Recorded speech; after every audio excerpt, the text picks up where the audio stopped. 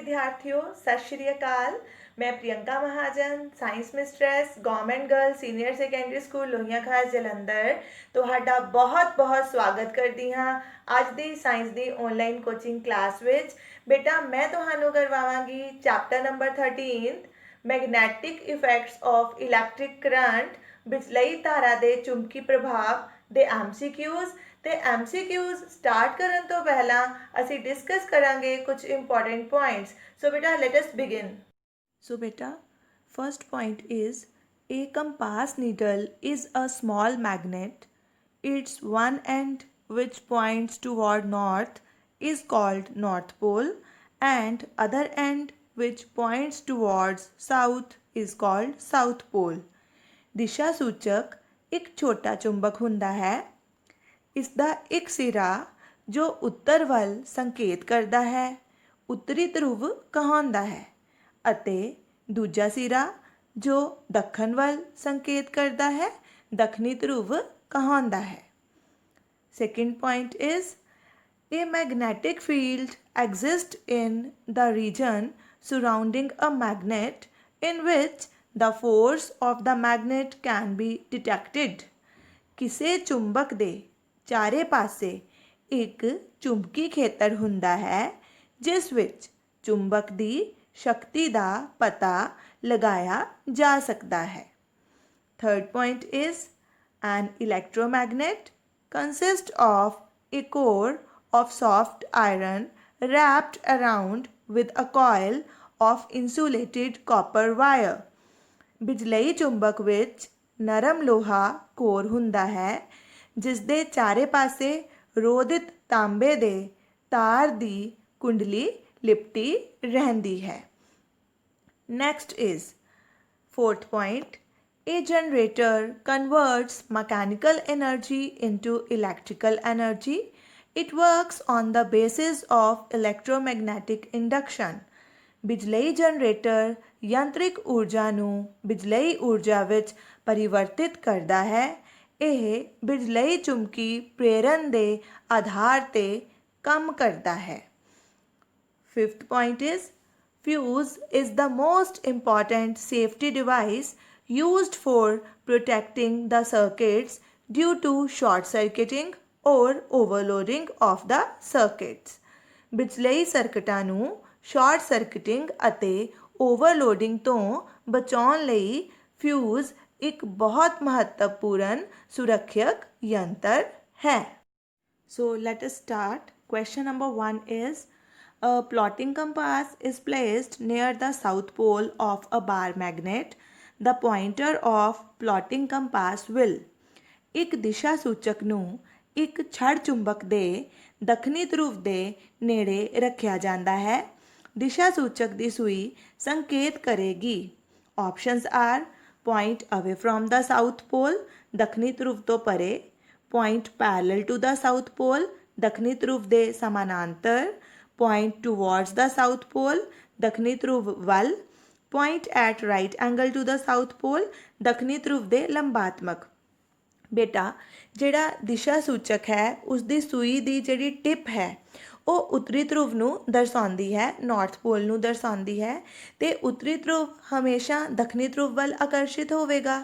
ਇਸ ਕਰਕੇ ਜਦੋਂ ਦਿਸ਼ਾ ਸੂਚਕ ਨੂੰ ਤੁਸੀਂ ਬਾਰ ਮੈਗਨੇਟ ਦੇ ਸਾਊਥ ਪੋਲ ਦੇ ਨੇੜੇ ਰੱਖੋਗੇ, ਦੱਖਣੀ ਧਰੁਵ ਦੇ ਨੇੜੇ ਰੱਖੋਗੇ ਤਾਂ ਉਸਦੀ ਜਿਹੜਾ ਪੁਆਇੰਟਰ ਹੈ ਉਸਦੀ ਟਿਪ ਜਿਹੜੀ ਹੈ ਉਹ ਦੱਖਣੀ ਧਰੁਵ ਵੱਲ ਸੰਕੇਤ ਕਰੇਗੀ।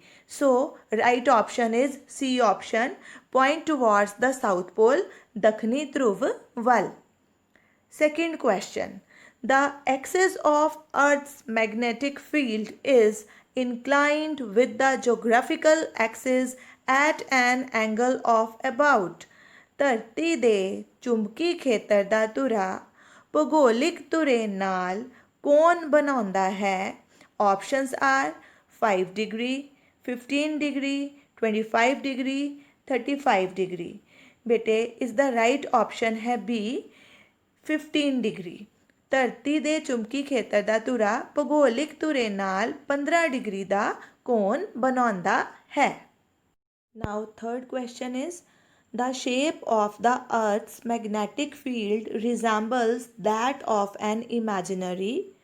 ਧਰਤੀ ਦੇ ਚੁੰਬਕੀ ਖੇਤਰ ਦੀ ਸ਼ਕਲ ਮਿਲਦੀ ਹੈ। Options are you shaped magnet, you ਸ਼ਕਲ ਦੀ ਚੁੰਬਕ ਨਾਲ, ਸਟ੍ਰੇਟ ਕੰਡਕਟਰ ਕੈਰਿੰਗ ਕਰੰਟ, ਬਿਜਲਈ ਧਾਰਾ ਵਾਲੇ ਸਿੱਧੇ ਚਾਲਕ ਨਾਲ, ਕਰੰਟ ਕੈਰਿੰਗ ਸਰਕੂਲਰ ਕੋਇਲ, ਬਿਜਲਈ ਧਾਰਾ ਵਾਲੀ ਗੋਲਾਕਾਰ ਕੁੰਡਲੀ ਨਾਲ, ਬਾਰ ਮੈਗਨੇਟ ਛੜ ਚੁੰਬਕ ਨਾਲ। ਬੇਟਾ right option is D option, ਛੜ ਚੁੰਬਕ ਬਾਰ ਮੈਗਨੇਟ ਨਾਲ ਧਰਤੀ ਦੇ ਚੁੰਬਕੀ ਖੇਤਰ ਦੀ ਸ਼ਕਲ ਮਿਲਦੀ ਹੈ। Fourth question, the direction of current in the coil at one end of an electromagnet is clockwise. This end of the electromagnet will be। ਇਲੈਕਟ੍ਰੋਮੈਗਨੇਟ ਦੀ ਕੁੰਡਲੀ ਦੇ ਇੱਕ ਸਿਰੇ ਤੇ ਬਿਜਲਈ ਧਾਰਾ ਦੀ ਦਿਸ਼ਾ ਕਲੌਕਵਾਈਜ਼ ਹੈ। ਇਲੈਕਟ੍ਰੋਮੈਗਨੇਟ ਦਾ ਇਹ ਸਿਰਾ ਹੋਵੇਗਾ। ਆਪਸ਼ਨਸ ਆਰ ਨਾਰਥ ਪੋਲ ਉੱਤਰੀ ਧਰੁਵ, ਈਸਟ ਪੋਲ ਪੂਰਬੀ ਧਰੁਵ, ਸਾਊਥ ਪੋਲ ਦੱਖਣੀ ਧਰੁਵ, ਵੈਸਟ ਪੋਲ ਪੱਛਮੀ ਧਰੁਵ। ਬੇਟਾ ਇਸ ਦਾ ਆਨਸਰ ਪਤਾ ਕਰਨ ਲਈ ਤੁਹਾਨੂੰ ਕਲੌਕ ਫੇਸ ਰੂਲ ਐਕਸਪਲੇਨ ਕਰਾਂਗੇ। According to clock face rule, ਇਸ ਰੂਲ ਦੇ ਮੁਤਾਬਿਕ ਜੇਕਰ ਕਿਸੇ ਕੁੰਡਲੀ ਵਿੱਚੋਂ ਬਿਜਲਈ ਧਾਰਾ ਕਲੌਕਵਾਈਜ਼ ਡਾਇਰੈਕਸ਼ਨ ਵਿੱਚ ਲੰਘਦੀ ਹੈ ਤਾਂ ਕੁੰਡਲੀ ਦਾ ਉਹ ਐਂਡ ਦੱਖਣੀ ਧਰੁਵ ਸਾਊਥ ਮੈਗਨੈਟਿਕ ਪੋਲ ਨੂੰ ਦਰਸਾਏਗਾ। ਅਤੇ ਜੇਕਰ ਕਿਸੇ ਕੁੰਡਲੀ ਵਿੱਚੋਂ ਬਿਜਲਈ ਧਾਰਾ ਐਂਟੀ ਕਲੌਕਵਾਈਜ਼ ਡਾਇਰੈਕਸ਼ਨ ਵਿੱਚ ਲੰਘਦੀ ਹੈ ਤਾਂ ਕੁੰਡਲੀ ਦਾ ਉਹ ਐਂਡ ਨਾਰਥ ਮੈਗਨੈਟਿਕ ਪੋਲ ਉੱਤਰੀ ਧਰੁਵ ਨੂੰ ਦਰਸਾਏਗਾ। ਸਾਡੇ ਕੁਐਸਚਨ ਵਿੱਚ ਸਾਨੂੰ ਬਿਜਲਈ ਧਾਰਾ ਦੀ ਜਿਹੜੀ ਦਿਸ਼ਾ ਹੈ ਉਹ ਕਲੌਕਵਾਈਜ਼ ਦਿੱਤੀ ਗਈ ਹੈ, ਤਾਂ ਫਿਰ ਸਾਡੇ ਕਲੌਕਵਾਈਜ਼ ਡਾਇਰੈਕਸ਼ਨ ਦੇ ਅਕੋਰਡਿੰਗ ਇਸ ਰੂਲ ਦੇ ਮੁਤਾਬਿਕ ਜੇਕਰ ਅਸੀਂ ਦੇਖੀਏ ਤਾਂ ਕੁੰਡਲੀ ਦਾ ਜਿਹੜਾ ਐਂਡ ਹੈ ਉਹ ਦੱਖਣੀ ਧਰੁਵ ਨੂੰ ਰਿਪਰੈਜ਼ੈਂਟ ਕਰ ਰਿਹਾ ਹੈ। So C option is right option, ਦੱਖਣੀ ਧਰੁਵ। Fifth question, in an electric motor the direction of current in the coil changes once in each। ਇੱਕ ਬਿਜਲਈ ਮੋਟਰ ਵਿੱਚ ਕੁੰਡਲੀ ਵਿੱਚੋਂ ਗੁਜ਼ਰ ਰਹੀ ਬਿਜਲਈ ਧਾਰਾ ਦੀ ਦਿਸ਼ਾ ਬਦਲਦੀ ਹੈ ਹਰ।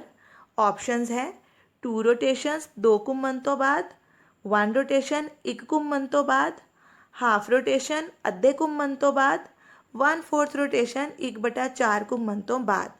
ਇਸ ਦਾ ਰਾਈਟ ਆਪਸ਼ਨ ਹੈ ਸੀ ਆਪਸ਼ਨ, ਹਾਫ ਰੋਟੇਸ਼ਨ ਅੱਧੇ ਘੁੰਮਣ ਤੋਂ ਬਾਅਦ।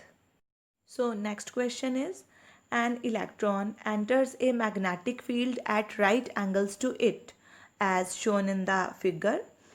The direction of force acting on the electron will be to the right, to the left, out of the page, into the page। ਚਿੱਤਰ ਵਿੱਚ ਦਰਸਾਏ ਅਨੁਸਾਰ ਕੋਈ ਇਲੈਕਟ੍ਰੋਨ ਕਿਸੇ ਚੁੰਬਕੀ ਖੇਤਰ ਵਿੱਚ ਖੇਤਰ ਦੀ ਲੰਬ ਸਥਿਤੀ ਵਿੱਚ ਪ੍ਰਵੇਸ਼ ਕਰਦਾ ਹੈ।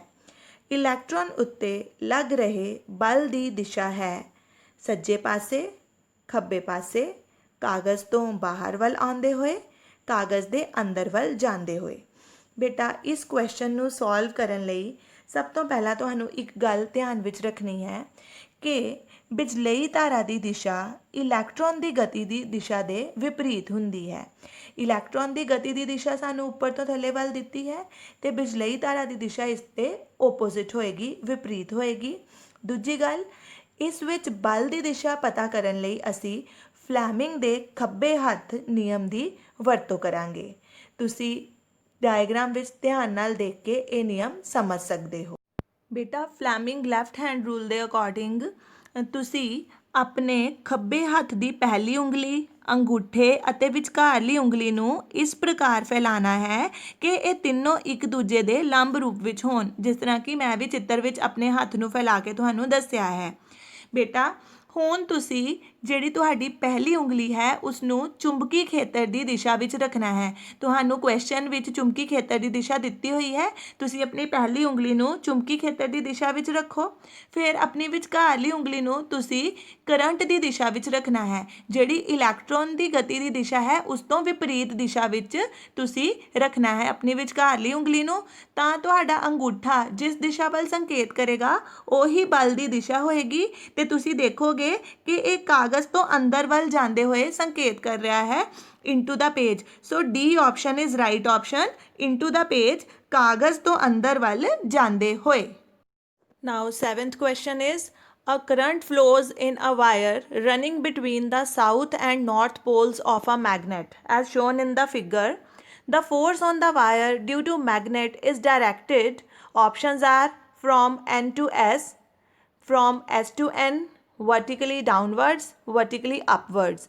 ਚਿੱਤਰ ਵਿੱਚ ਦਿਖਾਏ ਅਨੁਸਾਰ ਚੁੰਬਕ ਦੇ S ਅਤੇ N ਧਰੁਵਾਂ ਦੇ ਵਿਚਕਾਰ ਰੱਖੀ ਇੱਕ ਤਾਰ ਵਿੱਚੋਂ ਬਿਜਲਈ ਧਾਰਾ ਗੁਜ਼ਰ ਰਹੀ ਹੈ। ਚੁੰਬਕ ਦੇ ਕਾਰਨ ਤਾਰ ਉੱਤੇ ਲੱਗ ਰਹੇ ਬਲ ਦੀ ਦਿਸ਼ਾ ਹੋਵੇਗੀ N ਤੋਂ S, S ਤੋਂ N, ਹੇਠਾਂ ਵੱਲ, ਉੱਪਰ ਵੱਲ। ਬੇਟਾ ਇਸ ਕੁਐਸਚਨ ਵਿੱਚ ਵੀ ਫਲੇਮਿੰਗ ਦਾ ਲੈਫਟ ਹੈਂਡ ਰੂਲ ਲੱਗੇਗਾ, ਫਲੇਮਿੰਗ ਦਾ ਖੱਬਾ ਹੱਥ ਨਿਯਮ, ਤੇ ਤੁਸੀਂ ਧਿਆਨ ਨਾਲ ਸਮਝੋ। ਉਸ ਨਿਯਮ ਦੇ ਮੁਤਾਬਿਕ ਤੁਸੀਂ ਆਪਣੇ ਖੱਬੇ ਹੱਥ ਦੀ ਪਹਿਲੀ ਉਂਗਲੀ, ਅੰਗੂਠੇ ਅਤੇ ਵਿਚਕਾਰਲੀ ਉਂਗਲੀ ਨੂੰ ਇਸ ਪ੍ਰਕਾਰ ਫੈਲਾਉਣਾ ਹੈ ਕਿ ਇਹ ਤਿੰਨੋਂ ਇੱਕ ਦੂਜੇ ਨਾਲ ਲੰਬ ਰੂਪ ਵਿੱਚ ਹੋਣ, ਜਿਸ ਤਰ੍ਹਾਂ ਮੈਂ ਚਿੱਤਰ ਵਿੱਚ ਫੈਲਾ ਕੇ ਦੱਸਿਆ ਉਂਗਲੀਆਂ ਨੂੰ।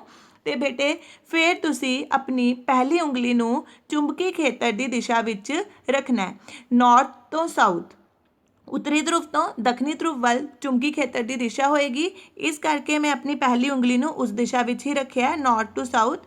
ਉਸ ਤੋਂ ਬਾਅਦ ਜਿਹੜੀ ਤੁਹਾਡੀ ਵਿਚਕਾਰਲੀ ਉਂਗਲੀ ਹੈ ਉਹ ਕਰੰਟ ਦੀ ਦਿਸ਼ਾ ਵਿੱਚ ਰੱਖਣੀ ਹੈ। ਤੁਹਾਨੂੰ ਕੁਐਸਚਨ ਵਿੱਚ ਡਾਇਗਰਾਮ ਦਿੱਤਾ ਹੋਇਆ ਸੀ, ਉਸ ਵਿੱਚ ਕਰੰਟ ਦੀ ਦਿਸ਼ਾ ਦੱਸੀ ਹੋਈ ਸੀ, ਅਤੇ ਉਸ ਦੇ ਅਕੋਰਡਿੰਗ ਹੀ ਤੁਹਾਨੂੰ ਆਪਣੀ ਵਿਚਕਾਰਲੀ ਉਂਗਲੀ ਕਰੰਟ ਦੀ ਦਿਸ਼ਾ ਵਿੱਚ ਰੱਖਣੀ ਹੈ। ਤੇ ਫਿਰ ਤੁਹਾਡਾ ਅੰਗੂਠਾ ਜਿਸ ਦਿਸ਼ਾ ਵੱਲ ਸੰਕੇਤ ਕਰੇਗਾ ਉਹੀ ਬਲ ਦੀ ਦਿਸ਼ਾ ਹੋਏਗੀ। ਸਾਡਾ ਅੰਗੂਠਾ ਹੇਠਾਂ ਵੱਲ ਨੂੰ ਸੰਕੇਤ ਕਰ ਰਿਹਾ ਹੈ, ਵਰਟੀਕਲੀ ਡਾਊਨਵਰਡਸ, ਤੁਸੀਂ ਚਿੱਤਰ ਵਿੱਚ ਵੀ ਦੇਖ ਸਕਦੇ ਹੋ। ਤੇ ਇਹੀ ਸਾਡੇ ਜਿਹੜੀ ਹੈ ਬਲ ਦੀ ਦਿਸ਼ਾ ਹੈ। So C option is right option, vertically downwards, ਹੇਠਾਂ ਵੱਲ। ਬੇਟਾ 8th question is, the frequency of direct current DC is, ਸਿੱਧੀ ਧਾਰਾ DC ਦੀ ਆਵ੍ਰਿਤੀ ਹੁੰਦੀ ਹੈ। Options are 0 hertz, 50 hertz, 60 hertz, 100 hertz.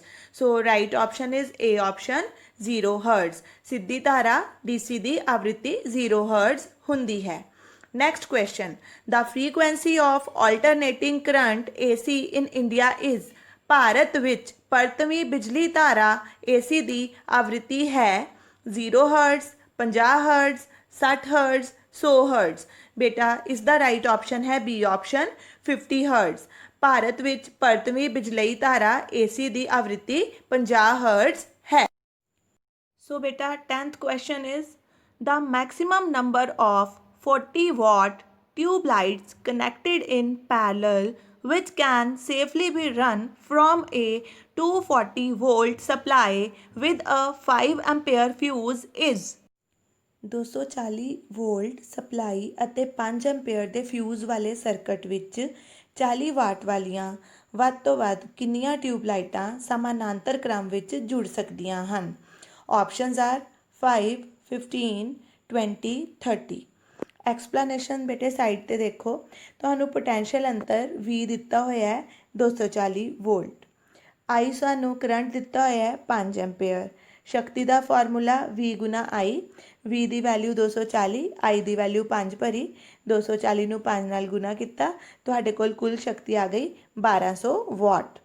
ਹੁਣ ਇੱਕ ਟਿਊਬ ਲਾਈਟ ਦੀ ਸ਼ਕਤੀ ਸਾਨੂੰ ਦਿੱਤੀ ਹੋਈ ਹੈ 40 ਵਾਟ। ਕੁੱਲ ਅਸੀਂ ਕਿੰਨੀ ਟਿਊਬ ਲਾਈਟਾਂ ਸਮਾਨਾਂਤਰ ਕ੍ਰਮ ਵਿੱਚ ਜੋੜ ਸਕਦੇ ਹਾਂ, ਉਸ ਲਈ ਤੁਸੀਂ ਕੁੱਲ ਸ਼ਕਤੀ ਨੂੰ ਇੱਕ ਟਿਊਬ ਲਾਈਟ ਦੀ ਸ਼ਕਤੀ ਨਾਲ ਭਾਗ ਦੇ ਦੇਣਾ ਹੈ। 1200 ਨੂੰ ਤੁਸੀਂ 40 ਨਾਲ ਡਿਵਾਈਡ ਕਰਨਾ ਹੈ, 0 ਨਾਲ 0 ਕੱਟ ਗਈ, 4 ਨਾਲ 120 ਨੂੰ ਕੱਟਿਆ, ਤੁਹਾਡੇ ਕੋਲ ਆ ਗਿਆ 30। So D option is right option, 30।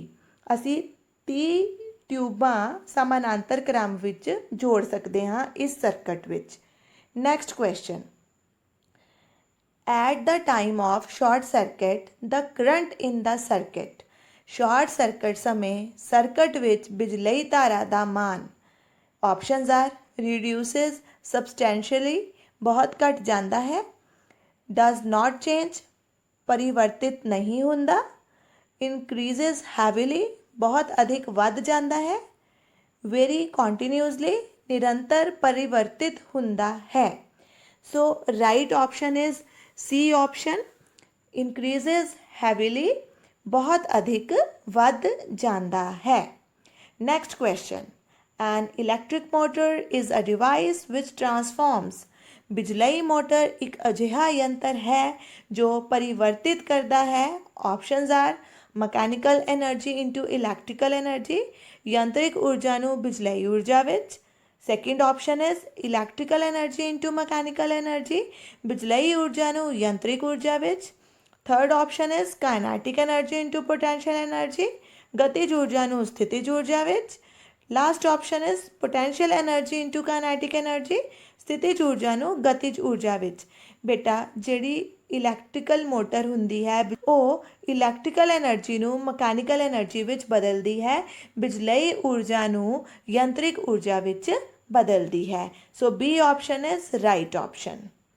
Next, earth wire carries ਭੌਂ ਤਾਰ ਵਿੱਚ ਹੁੰਦਾ ਹੈ। ਆਪਸ਼ਨਸ ਆਰ ਕਰੰਟ ਬਿਜਲਈ ਤਾਰਾ, ਪੋਟੈਂਸ਼ੀਅਲ ਡਿਫਰੈਂਸ ਪੋਟੈਂਸ਼ੀਅਲ ਅੰਤਰ, नो करंट कोई करंट नहीं, हीट एनर्जी ताप ऊर्जा। C option is right option, no current, earth wire विच कोई भी करंट नहीं हुंदा। Next question, what is the full form of MRI। MRI का पूरा नाम दसो। बेटे M stands for magnetic, R stands for resonance, I stands for imaging. M का मतलब है मैगनैटिक, आर रेजोनेंस ते आई इमेजिंग ਨੂੰ ਰਿਪਰੈਜ਼ੈਂਟ ਕਰਦਾ ਹੈ। So A option is right option. MRI means magnetic resonance imaging. ਬੇਟਾ ਹੁਣ ਤੁਹਾਡੇ ਲਈ ਕੁਝ ਰਿਵੀਜ਼ਨ ਵਰਕ ਤੇ ਕੁਝ ਹੋਮਵਰਕ ਹੈ। ਤੁਸੀਂ ਸਭ ਤੋਂ ਪਹਿਲਾਂ ਆਪਣਾ ਚੈਪਟਰ ਚੰਗੀ ਤਰ੍ਹਾਂ ਰੀਡ ਕਰ ਲੈਣਾ ਹੈ। ਉਸ ਤੋਂ ਬਾਅਦ ਤੁਸੀਂ ਸਾਰੇ ਇੰਪੋਰਟੈਂਟ ਪੁਆਇੰਟਸ ਚੰਗੀ ਤਰ੍ਹਾਂ ਰਿਵਾਈਜ਼ ਕਰ ਲੈਣੇ ਹਨ ਤੇ ਫਿਰ MCQs ਨੂੰ ਘੱਟ ਤੋਂ ਘੱਟ 2 ਵਾਰ ਪ੍ਰੈਕਟਿਸ ਜ਼ਰੂਰ ਕਰਨਾ ਹੈ। ਤੇ ਬੇਟਾ ਹੁਣ ਮੈਨੂੰ ਲੱਗਦਾ ਹੈ ਤੁਹਾਨੂੰ ਇਹ ਟੌਪਿਕ ਬਹੁਤ ਚੰਗੀ ਤਰ੍ਹਾਂ ਕਲੀਅਰ ਹੋ ਗਿਆ ਹੈ। ਉਮੀਦ ਕਰਦੀ ਹਾਂ ਤੁਸੀਂ ਆਪਣੇ ਇਸ ਟੌਪਿਕ ਨੂੰ ਚੰਗੀ ਤਰ੍ਹਾਂ ਰਿਵਾਈਜ਼ ਵੀ ਕਰ ਲਓਗੇ। All the best for your examination बेटा। Be focused, be hard working, you will definitely achieve your aim. Thank you very much.